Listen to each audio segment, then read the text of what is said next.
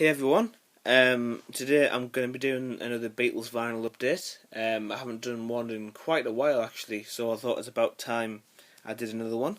I haven't got huge amounts in this one, but I've got some very nice pieces to show in this one. So I'll get going. I'm going to start off with a Beatles 12-inch from the 80s, Love Me Do.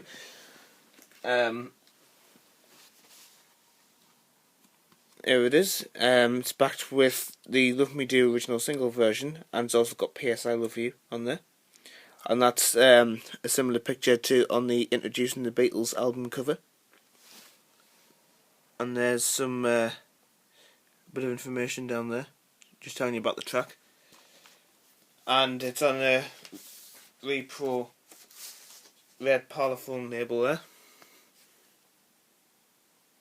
Trying to recreate the original design. Obviously, there wouldn't have been 12-inch originally. Yeah, but this looks and sounds very nice indeed. I don't say these 12 inches too often actually, so I was quite happy to get this one.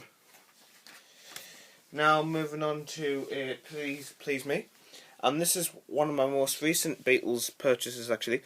Got this on Discogs actually for £17, which I think was a bargain because it's a nice stereo pressing. It's a Stereo 6 pressing variation B from about 1968. Got the mid-size stereo.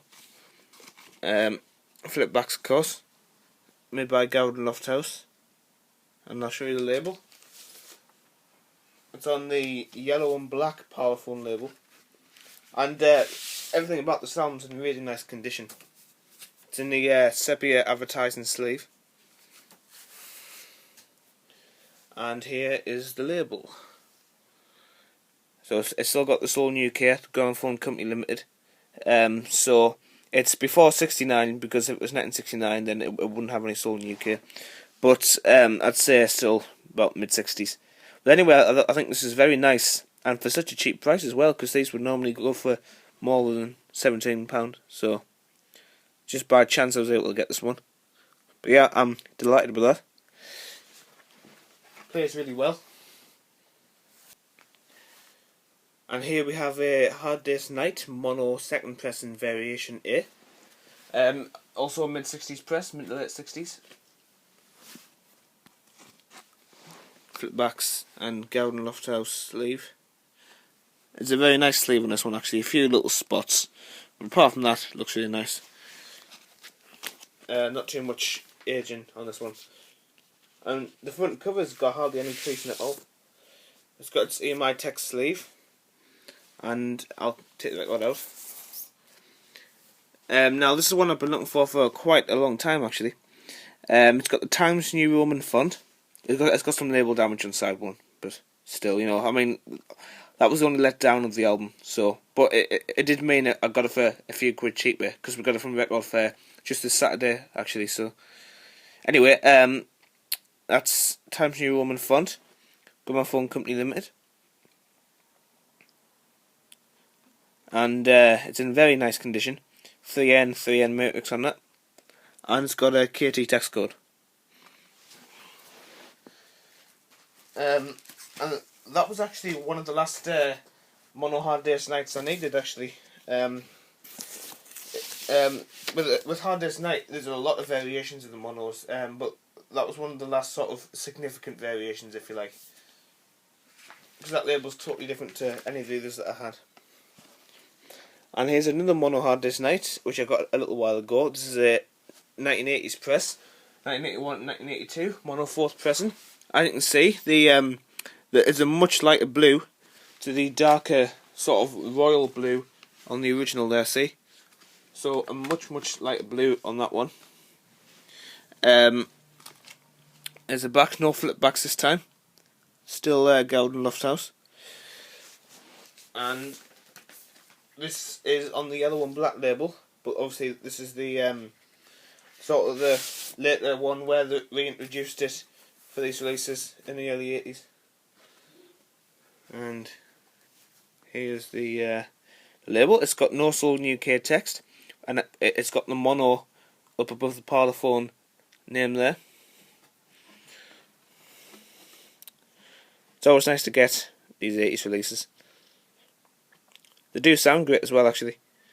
Still got 3 and Matrix number 2.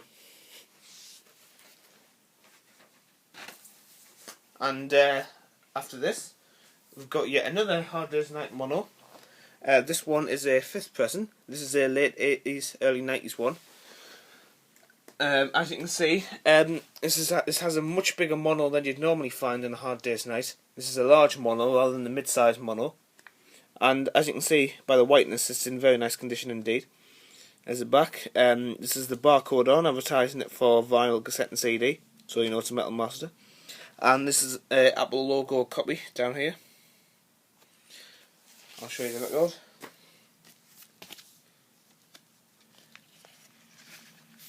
Here we go. Now this one's on the 2-box EMI label. It's the silvery version of it. And as you can see, this is actually a bit of a misprint because it's got YEX, which normally indicates stereo, not XEX as it should be. Even though it's definitely mono, as you can see over there, it's got YEX instead of XEX. But these aren't too rare though, because you see a lot of them with YEX, so still, there we are. And now we've got a Hard Day's Night stereo. Although this is a 69 press, and I haven't gotten one of them in a while actually, so it was nice to get this one. Most of these are eBay purchases. I've been looking on Discogs a lot more recently though, rather than just eBay, and I've been able to get some good stuff on there actually.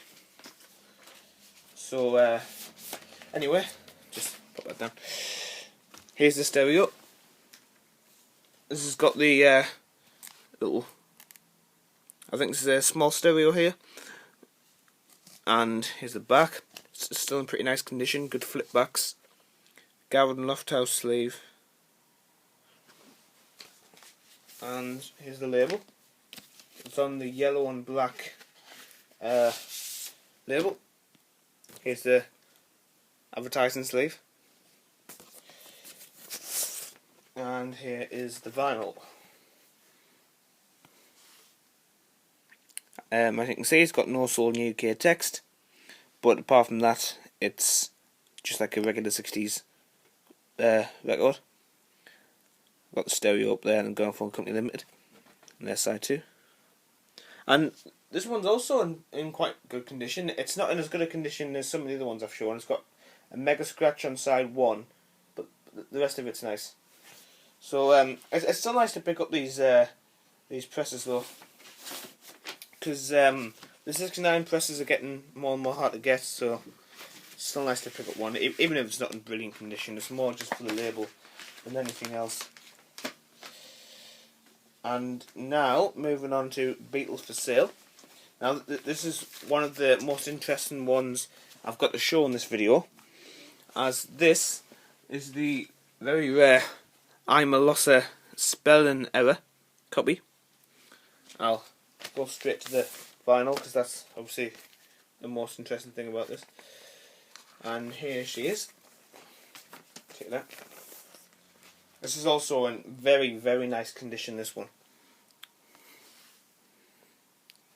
As you can see on track 2, it's got 2 S's in loser to make Losser, where it should only have 1. And it's just like a regular mid-60s label in every other way, just got the spelling error. You can get versions of this as well with other spelling errors, such as songs spelt with 2 S's on Northern Songs. I don't believe this has got that one though.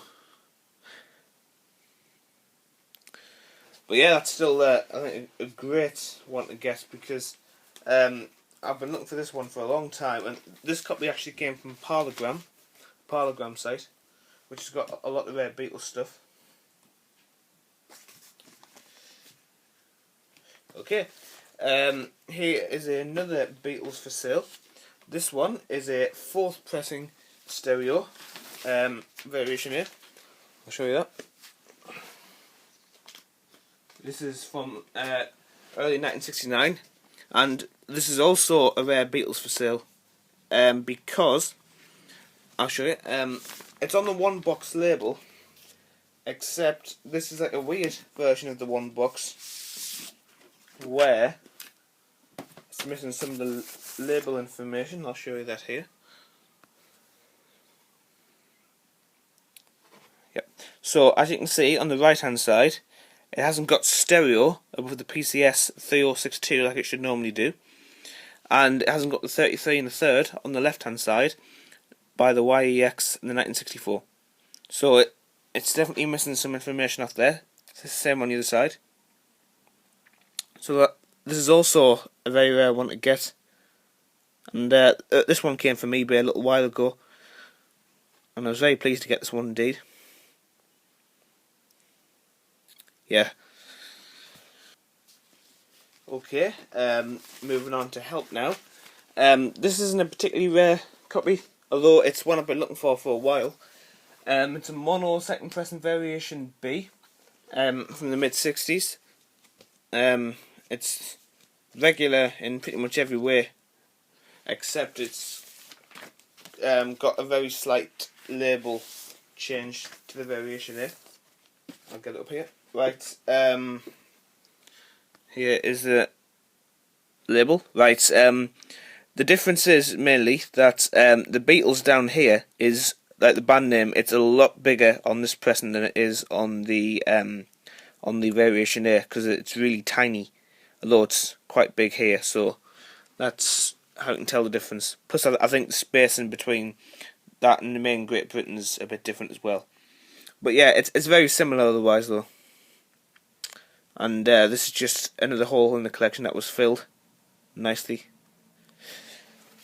It's often just a case of finding that odd variation, like it's hard to track down to complete, like all the different variations of a pressing. You know, it just by chance you happen to find most of these. You know.